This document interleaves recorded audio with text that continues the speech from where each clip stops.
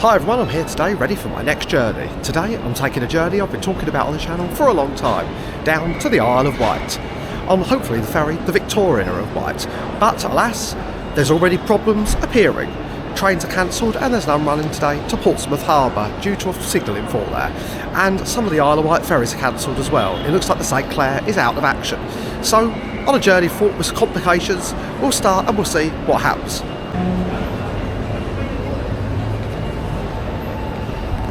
And with Christmas only a month away, they've certainly got a lot of Christmas trees here.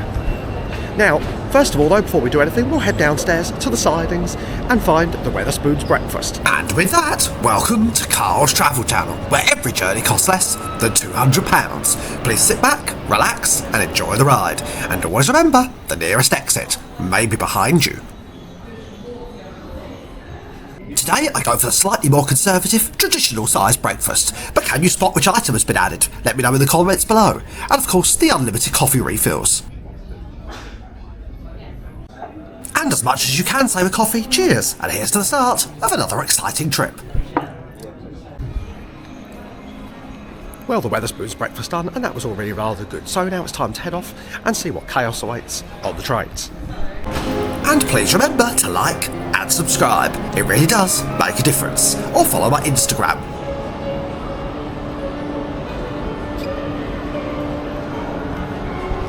And there's a Sainsbury's over there, which I've never noticed before, to get a cheap drink, which saves a bit from the normal station overpriced shops. Waiting to find out what platform my train is on. Phew, it showed up, platform 10. Well, we're on the platform, but alas, there's no train here yet.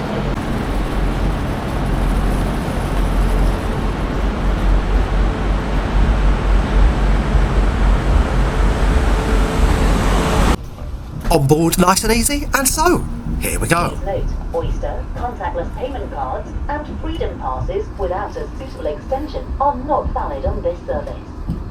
Today's train fare for this journey cost £17.80, again purchased on the SWR app. Quite expensive for me really, but I wanted to get there quickly.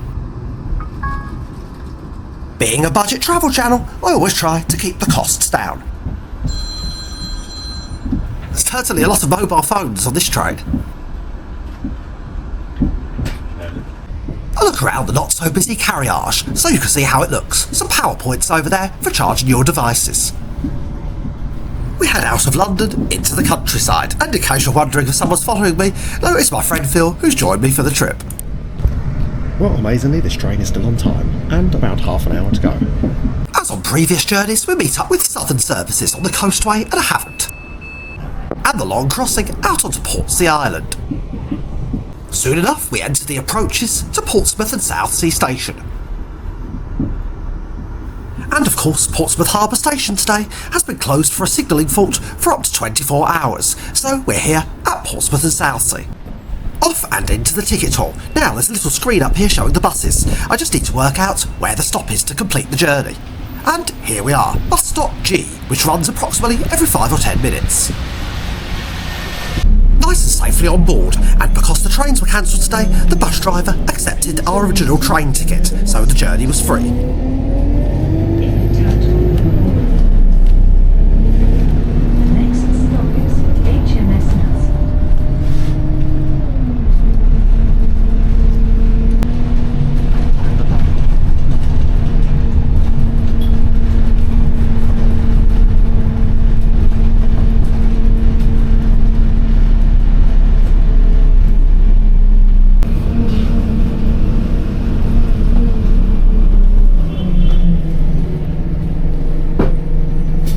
Well, I've arrived into a very blustery Portsmouth Harbour station, just off the bus, and it wasn't too bad really, maybe adding an extra 5 or 10 minutes onto the journey. So we'll head now to the Wightlink terminal.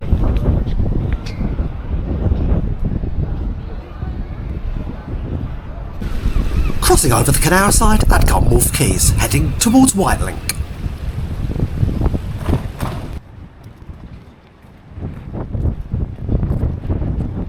Now, whereabouts is the entrance? Is it here or somewhere else? Ah, it's just on the other side here, with the stern of the St Clair sticking out behind. Inside the terminal they have these bizarre massage chairs, with a sign on the wall saying they won the British Ferry Awards 2023. Well, we're waiting here now outside for the ferry on these funny little seats, which is more like a bus station than a ferry terminal. Boarding is via a tiny little bridge right next to the car ramp, which are still coming off.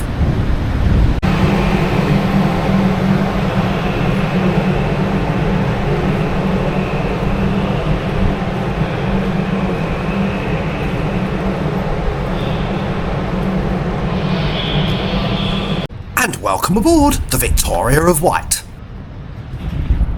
Well, we've made it on board, but sadly I don't think we'll be departing on time, as we're already about 10 minutes late. The St Clair is moored up just over there. The poor old St Clair out of service today for mechanical issues. There's some higher decks even up there. Okay, let's head back inside in the warm and do a walk through the ship before all of the passengers get on board.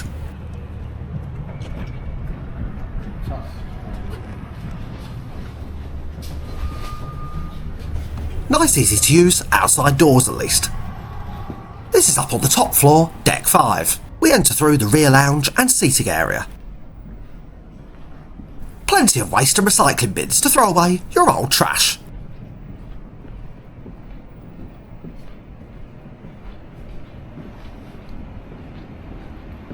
Some higher tables here useful for things like laptops.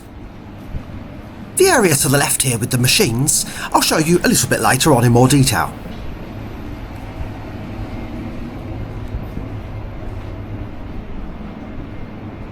Priority seating is located here for anyone who needs it.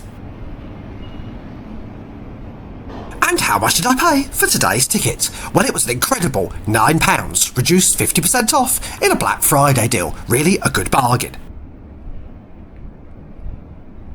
Finally arriving at the front panoramic viewing lounge.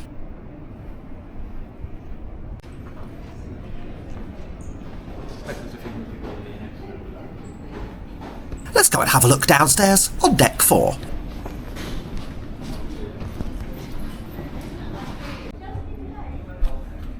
Well, we've made it on board and just been to the cafe, where a beer, quite a large one actually, 500ml, is only £4.50, so that's not too bad really. Well, to celebrate the start of the trip, cheers. It's also very aptly named the Isle of Wight. I'll take you down to the bar and cafe a little later in the trip. And a great seat here right in the corner of the panoramic viewing area. And so, here we go. Slipping out of our Portsmouth berth, we pass to the left here the Stilham West, as seen on the Brittany ferry strips. But it's so dark outside, it's almost grey, devoid of all colour at all. A look inside at the ambience in the front panoramic viewing area. During the crossing, you are not allowed to go back to the car decks. For safety reasons, you must stay in the lounges or on the outside decks. Smoking, including e-cigarettes, is not allowed, even on the outside decks.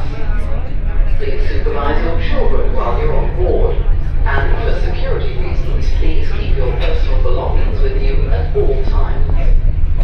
Emergencies happen very rarely, but you need to know our safety procedures. If there is an emergency, you will hear 7 or more short blasts, followed by 1 long blast from the ship's whistle and or alarm bells. If you hear the signal, you must go immediately to the nearest assembly station.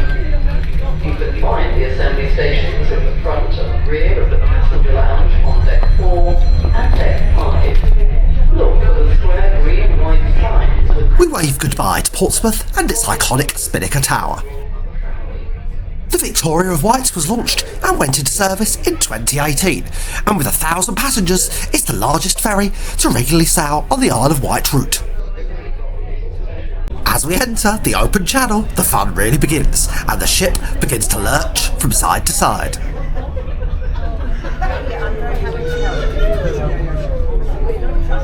Hold on to your beer.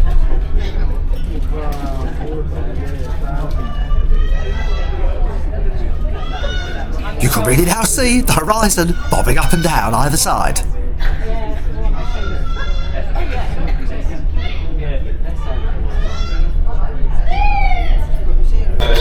At 1500 sailing Portsmouth to Fishbourne, very strong. Winds gusting gale force and sometimes plenty of rain around. distance here, just outside the harbour. Eases off as we get towards the island. Please take care moving around. Use the handrails provided.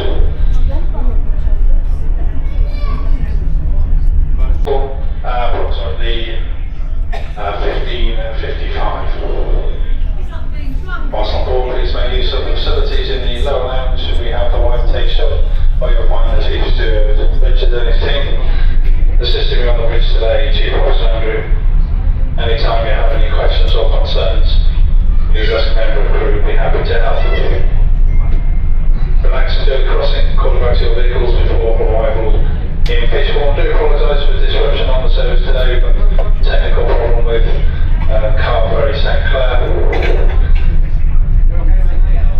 Apologise for inconvenience caused.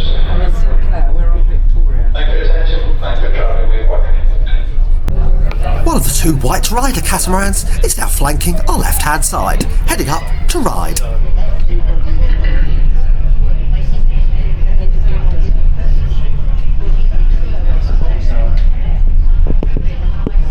Sadly, the cafe up here on deck 5 is closed, so I'll take you on a little tour about to show you the one downstairs and the rest of the ferry. Once again, the vending machines here, which, on closer inspection, all seem like they're shuttered up and closed, so no use today.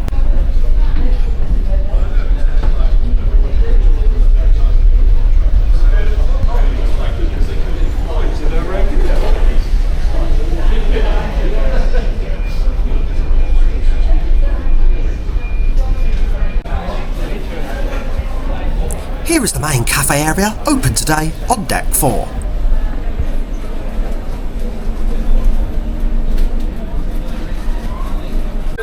But with that, in what seemed to go in an instant, we're almost arriving in Fishbourne. Sadly, I had to block out most of this announcement, as it was unintelligible.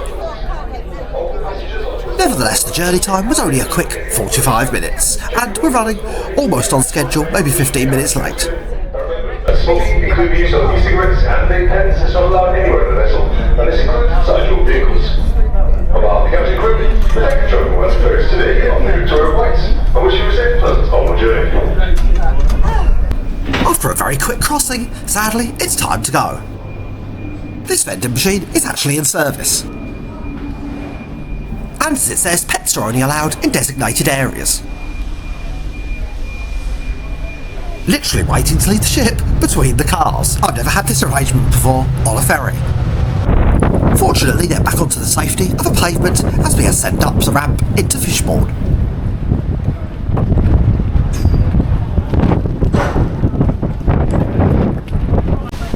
As you can hear, it's pretty wild and windy out here today. A view over our ferry, the Victoria of Wight, saying farewell to her.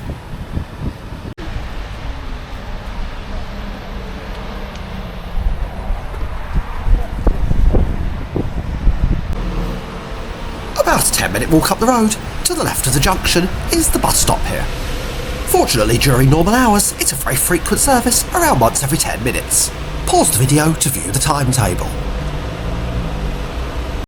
The bus arrives only around a minute late, and we're safely on board. Payment was very easy, as they accept contactless cards, just like in London. The fare, only £3 one way.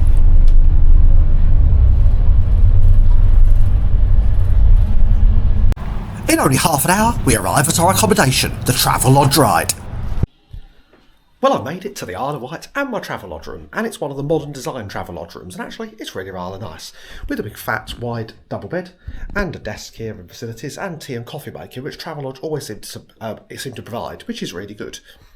And of course the obligatory mirror, extra bedding, clothes rail and TV up there on the wall. So I'll have a little rest now for an hour or so and then go out and explore the delights of Ryde. So I'll see you in a moment. After a rest, here's a bit more of an in-depth look at the room. Firstly, the large, and I must say, very comfortable double bed. The desk, so you can see its tea and coffee making facilities up close here. A chair is provided over there in the corner, and a mirror, of course, to see how beautiful you look. And of course a look inside the bathroom. So the usual toilet, wash basin, there's a hand soap dispenser there, some useful shaving plugs, which is always good to see, and a shower, which we'll try out tomorrow morning and see how good it is. There's actually another body wash there in the shower, which is even better. And, well, there's me in the mirror, oh dear. I must admit though, some parts of the cleaning inspection have failed because there are some crumbs and dirt around the door crevices, which is slightly concerning, but overall, it's not too bad. And some dust on the radiator too. After a little lay down, I've changed my t-shirt and ready to go and see if I can find a restaurant and maybe a drink first. First of all, we come to this friendly looking pub, the King Lud. A nice atmosphere inside and also very good drink prices with these pints of tribute. After food and drink, I then explore the local station in advance of tomorrow, and opposite over there is the hovercraft. This is the world's only regular scheduled hovercraft service, a bit of a British oddity. We'll see it more in my next Isle of Wight video. Trains are still running even at this time of night, but alas, we won't be travelling right now.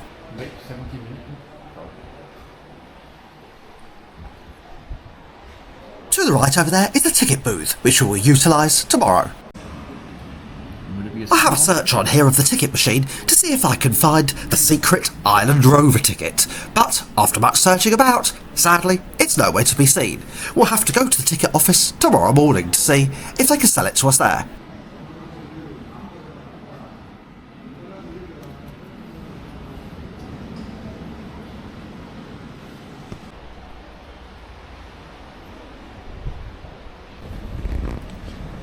We begin to walk back, passing the head of Ryde Pier, but gosh, it's absolutely soaking tonight.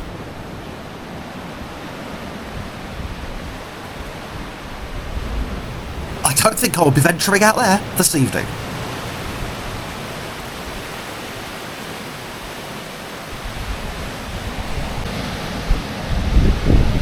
Though one jogger is braving it for their midnight run. On our walk back, a final nightcap before heading to the hotel. This is the Black Sheep Bar, a nice atmosphere, but very quiet on a Monday night. And well, cheers. Taking in the general ambience in the bar, it's time to say goodnight from Ryde and the Isle of Wight. Good morning everyone, well I've just woken up here at the Travelodge in Ryde, and sadly that was a bit of a short night's sleep again, but it wasn't really the Travelodge's fault. It was quite a nice comfortable bed. I'm just a bit out on my sleeping hours. The room was okay, the walls were a bit thin and there was a little bit of dirt here and there around the edges. But anyway, today let's head outside, get some breakfast, and then we'll take the train down, I think, to Shanklin and explore the Island Line. First of all, it's time for the traditional Wetherspoons breakfast, which is a little cheaper than back in London. Once again, can you spot the additional item? With breakfast done, it's time to walk back down to Ryde Esplanade Station. It's certainly a lot drier than last night. So breakfast finished, we're back down here at Ryde Esplanade and the pier, and there's a small piece of sunshine out. We're now going to see if we can get a ticket for the train.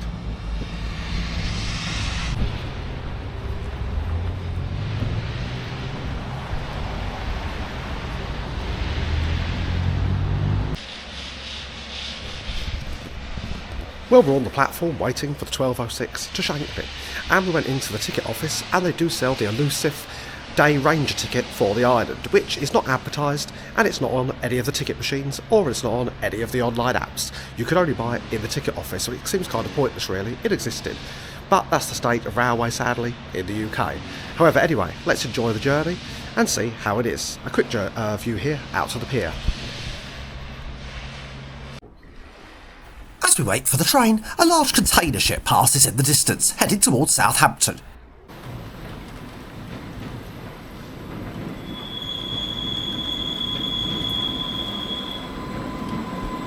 The train arrives right on cue, along with the rain.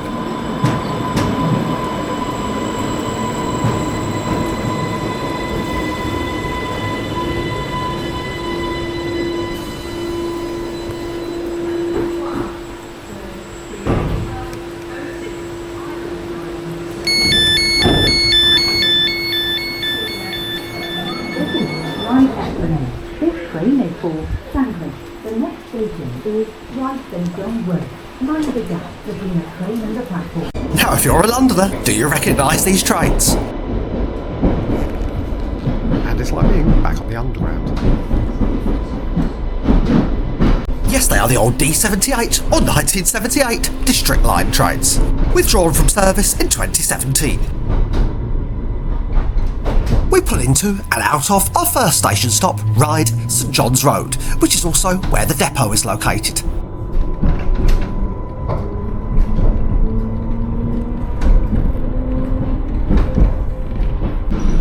The section between here and the next stop is the only part of the line that has open countryside views.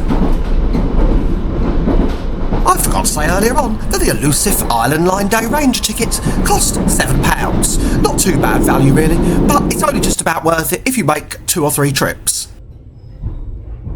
We pour into Brading Station with its beautiful old Grade 2 listed station building.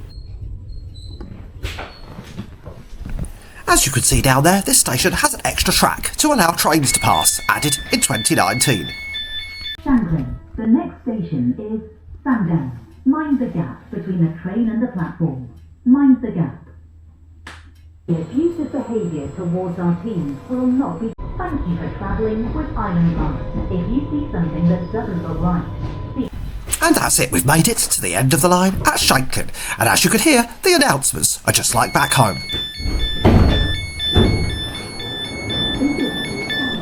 Toilets are handily located on the platform. And welcome to Shanklin.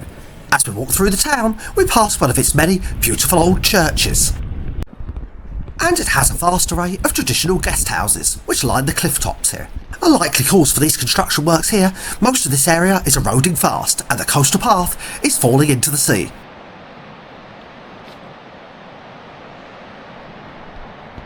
There are danger signs everywhere, so be careful, but alas, I think this way down here is still open. At least I hope it is.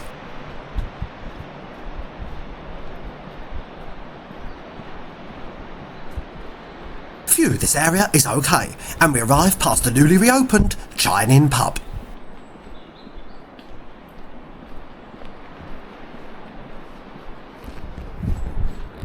So here we are at Shanklin Chine.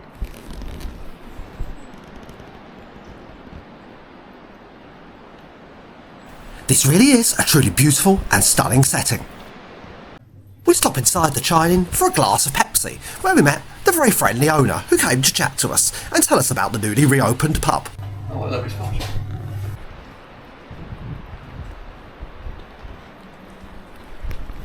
It's then time to head back to Shanklin Station to continue our journey back along the Island Line.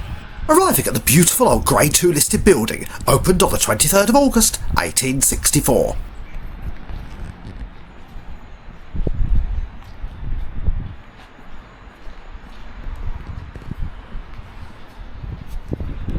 Buses also leave from here to further afield places such as Ventnor and Allen Bay. And some bus services and open top bus services leave from here around the island. They'll be great, of course, in the summer.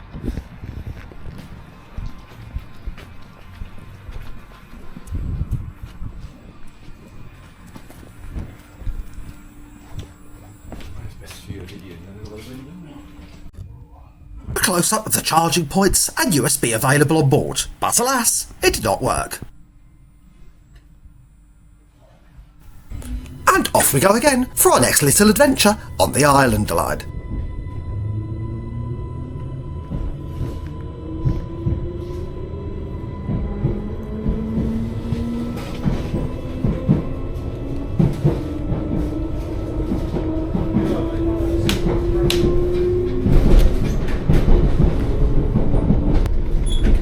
the next station is Lake. Mind the gap between the train and the platform. Mind the gap.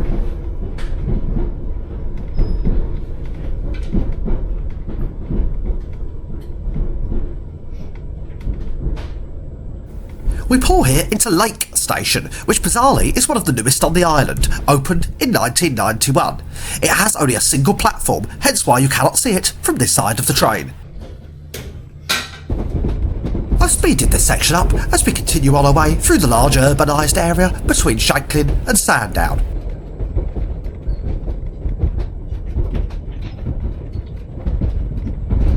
The next station is Sandown.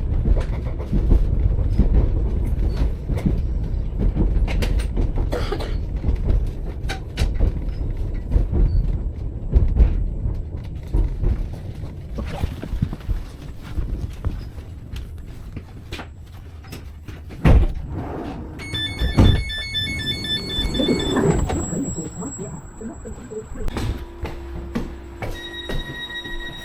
have to cross here on an underpass to exit the station, and as we do, a view of our train departing from the other side.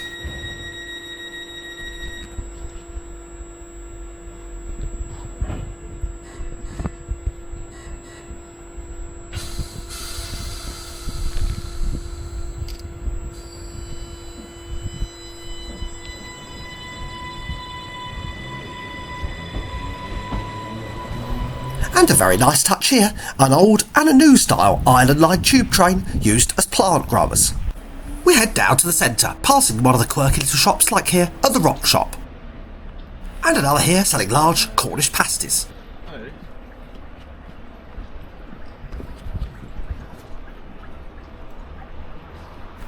Arriving at the iconic Sandown Pier.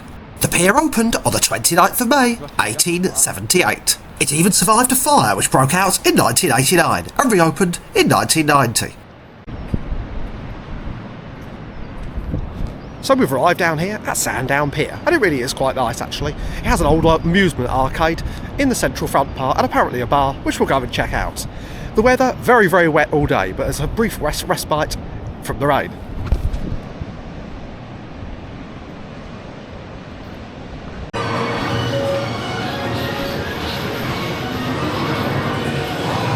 I'm not sure what this super steep ramp is for. I can't imagine a wheelchair going down there. Go on, have a go.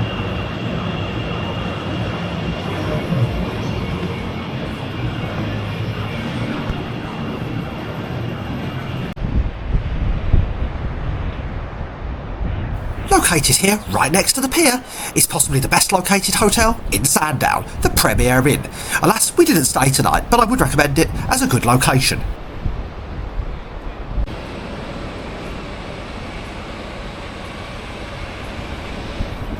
Well, this seems to be where Sandown's two main hotels are, the Premier Inn and the Trouville Hotel, just here. But sadly, there's not much life here today, and I don't know really if there's that much life here in the summer either.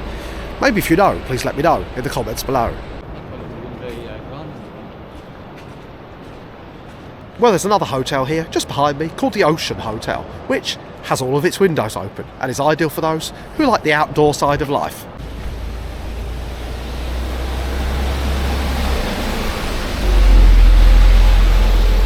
It certainly does look like a glorious seaside resort.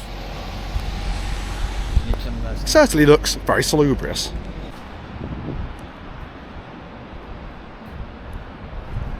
And another bar here, the Sandown Pub and Kitchen.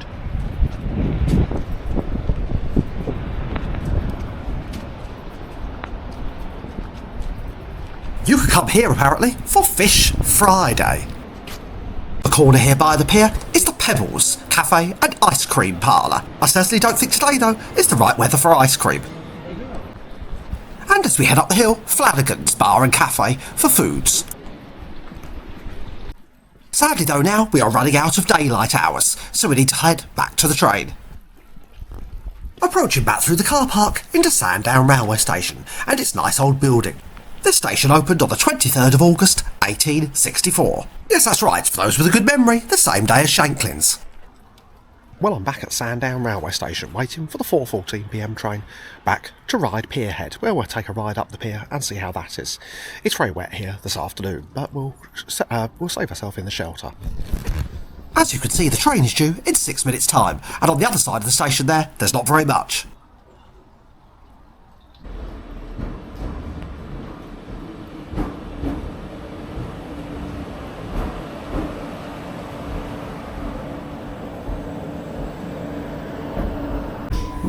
On board, sadly, in the dark, so we won't be seeing any more scenery today. We make it to Ryde St John's Road, where, as you can see, the train is very, very quiet at this time of the early evening.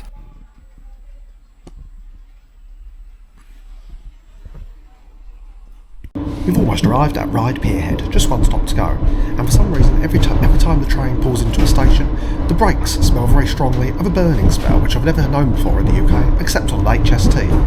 Is that usual or not? I don't know. Please let me know in the comments below. Final stop for this service. This train finishes its journey here. Thank you for travelling with Island Line. If you see something that doesn't look right, At the end of the carriage is this curious looking luggage rack with a big no luggage sign in front of it, which I must admit is slightly confusing. But I assume they mean the area in front of the door here. And the usual fold down seats for wheelchair or pushchair space. Anyhow, let's get off the train. Welcome to a very wet Ryde Pierhead, the other far end of the line.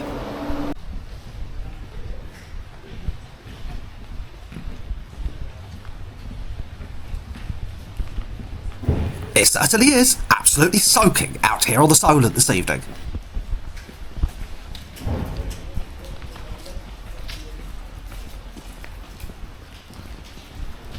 The screen displays a list of connections to the mainland, because in here is the Wightlink Ryde ferry terminal.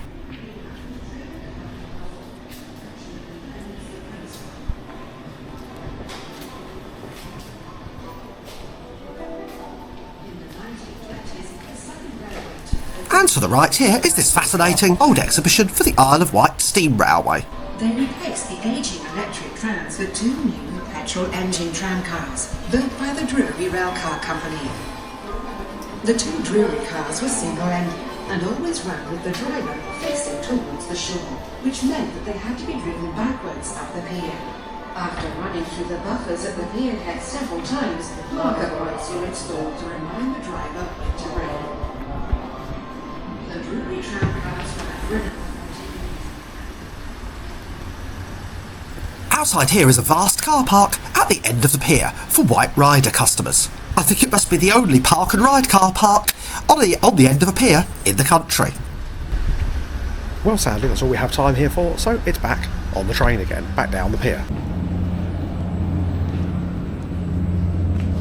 Now a quick summary of the all-important trip pricing, starting with the SWR train, which cost £17.50. The Wightlink is £9, the Island Line Rover £7, and the Travelodge was an unbelievable £59. Overall, a very, very cheap trip. On my next video, I'll be returning home via the Red Funnel Ferry for a bit of a different route. So, stay tuned. And with that, thank you for watching Carl's Travel Channel. Please like, subscribe, and I'll see you, of course, on the next one.